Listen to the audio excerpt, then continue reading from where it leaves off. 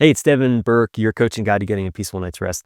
And today I'm going to talk about a really important topic, which is how to work with stressful thoughts in the middle of the night.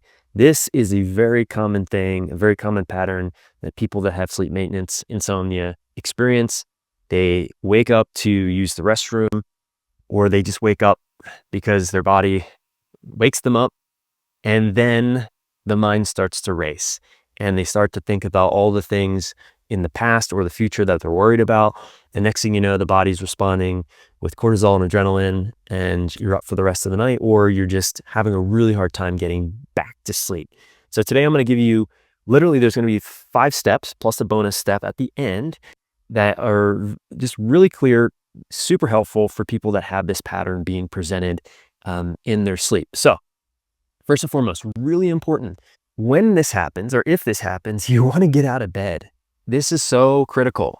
A lot of people make the big mistake of lying in bed, allowing their mind to race, think about all the things they're worried about or not happy about. That's all the things that are going on that they want to change. And they lie there in bed and let this happen. And what we're doing is we're anchoring the bed with this pattern. So if after about 20 minutes, sleep isn't happening, take yourself out of the bedroom, go to a place and then implement these 5 steps, which I'm about to share with you. Really critical. You don't want to lie in bed and sort of fight your mind or battle your mind or try to turn off your mind. Not helpful.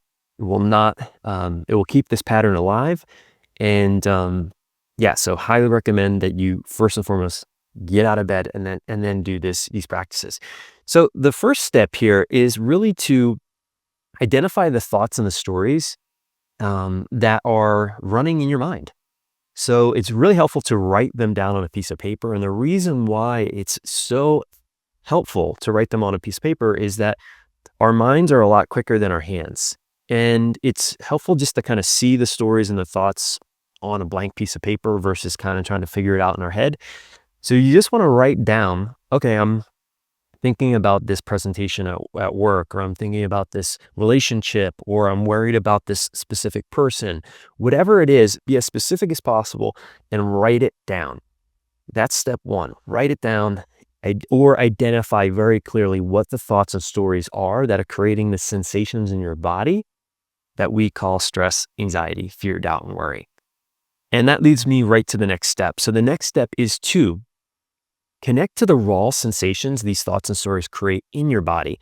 So for some of you, they might present a racing heart, or a tightness in the chest, or maybe a tightness in the face, or it could be, feeling hot, feeling cold.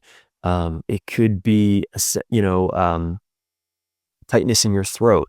Everyone kind of experiences stress, anxiety, fear, doubt, and worry in their body in different ways. So you start to notice, what do these thoughts and these stories, when you believe them to be true, or they're running in your mind, now you're aware of them, what kind of sensations are you feeling in your body? Really important to identify what your body's trying to communicate to you through the raw physical sensations in the body. So this can be helpful to write it down. I'm experiencing tightness in my chest. I'm experiencing, my heart is racing. I'm experiencing tightness in my throat, or I'm feeling cold, or I'm feeling hot. Really, I try to identify what is the raw sensation that these thoughts and stories create in your body. That's step 2, okay? Step 3 is to then start to ask yourself, is this thought or story absolutely true? In other words, do I know with absolute certainty that XYZ is true? Do I know with absolute certainty that tomorrow is going to be a terrible day because I'm not going to be able to get back to sleep, that I'm going to lose my job, I'm going to lose the account, I'm going to lose my relationship, whatever it is that's creating the raw sensations in your body? Really be honest and ask yourself with absolute certainty, do I know this to be true? And if you're really honest, most of the time, almost like 99.9% of the time, it's no. We don't really know the truth. We know half-truths, or we project our past into our future and think that we know the truth, or we know what's going to happen, but we really don't know. This does take some honesty when we ask this question, and you want to ask it for yourself. And sometimes things feel really true. We have a lot of evidence to support our perspective.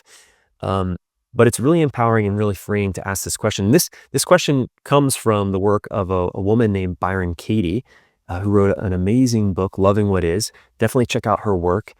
She has a couple more steps in inquiry into how to really connect to the present and identify what is true and what's not. But just asking this one question can be very, very supportive to create a sense of safety in the body.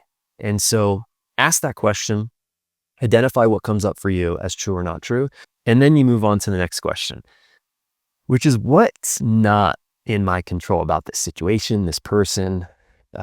Really get clear and be honest about what's not in your control. And this can be a bit of a challenging step for people because most of the time, most of us, we're very confused about what's in our control and what's not in our control. And again, this takes some real honesty here. But when we really think about it, most of what we think is in our control is actually not. And when we realize that, we can start to let go, which is a key element to this whole process, is letting go. Because when we hold on so tight, it keeps this pattern alive. It keeps the mind trying to problem solve, trying to figure it out, keeps the body in fight or flight. And that's really the last thing we want happening in the middle of the night. We want to try to break that pattern. So the next step here is then to connect to what's in my control about this situation or this person or whatever it is that the thoughts and the stories that you came up with that were creating the sensations in your body. You want to ask really deeply, what's in my control? And there shouldn't be a my there. It's just a my. There's just one my here. But you want to ask, what is in my control? And really, if you really ask this question, what's in your control is how you respond, what you make it mean, and what behavior you have, which is how you respond. That's really what's all in the only thing that's in our control. And that can be a really freeing place to realize, okay, well, the story I'm telling myself about this person or this situation, the meaning I'm applying to it and what I do about it, that's all in my control, but that's really it. There's not much more that's in our control besides what I just mentioned there.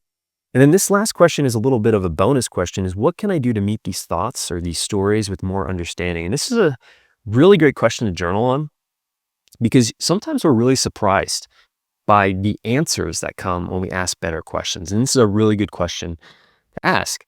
And for you, it might, you might be surprised what type of insight or clarity or idea comes from asking this question and really sitting with it.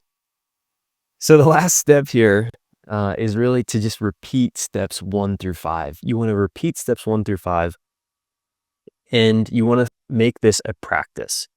The more you practice working with difficult thoughts, the more you practice feeling and welcoming sensations, watching them come, watching them go, the more you uncouple a racing mind and fear, doubt, and worry emotions from your bed and bedroom, the easier it is for sleep to happen. And sleep happens when we get our mind and body out of the way of it happening. It's a natural process. And so I hope these steps are helpful for you. Give them a try. Let me know in the comments below how it goes. Again, this is a practice. We're not doing this so that we can get back to sleep. That would be a form of trying to control. We're just doing it because it helps us create more understanding. And with more understanding, we have more choice. So share this video with someone who needs to hear it. Apply these steps. And then again, let me know in the comments how it goes for you, and I'll see you in the next video.